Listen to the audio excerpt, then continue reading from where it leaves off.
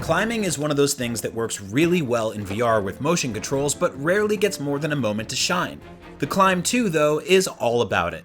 This is developer Crytek's second iteration on the idea of scaling large vertical obstacles, and it's a major improvement over the original Oculus Rift launch game in terms of controls and level design. And even though climbing sounds pretty basic on its own, the simulated sensation of dizzying heights makes the tension feel real, and the Climb 2 comes with a bump in graphics that shows off what the Oculus Quest 2 can really do when it's running on all cylinders.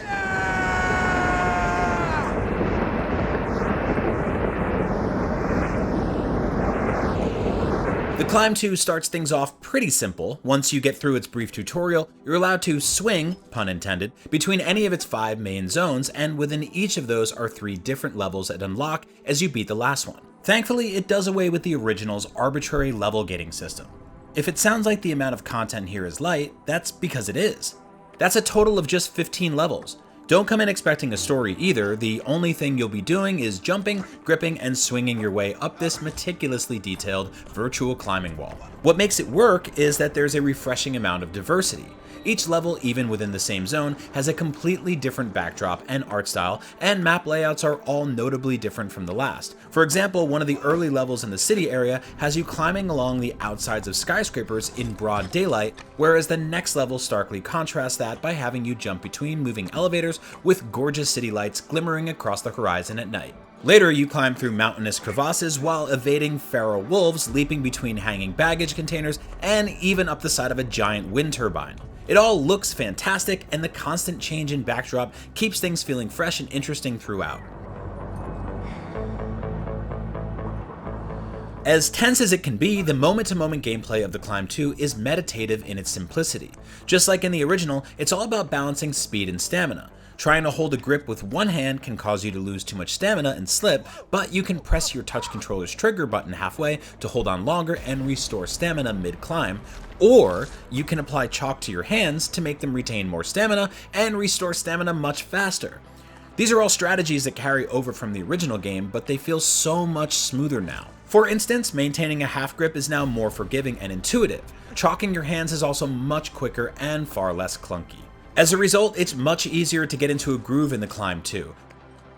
Making things even more interesting, most of the maps now have several different pathways that you can take to reach your goal. They're also left open to interpretation. If you see an opening to take a shortcut by, for example, jumping directly to a distant ledge instead of climbing towards it, you can probably do it. The other big upgrade is that a vastly improved physics system means that you'll get to move across objects and obstacles that have some physical reactivity, as opposed to the strictly static world of the original. You'll jump between hanging tents, climb across ropes, and hang onto scaffolding for dear life as they bounce around in response to your weight. This introduces a ton of flavor to the Climb 2. Despite being way more intuitive, the Climb 2 still hasn't fully escaped the troubles of the original.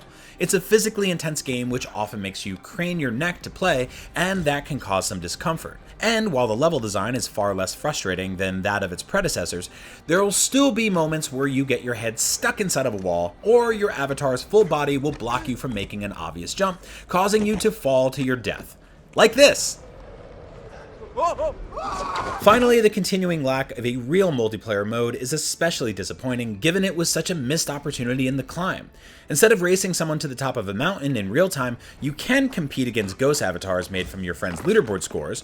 This is plenty of fun when it challenges you to get better at climbing, but it's just not the same.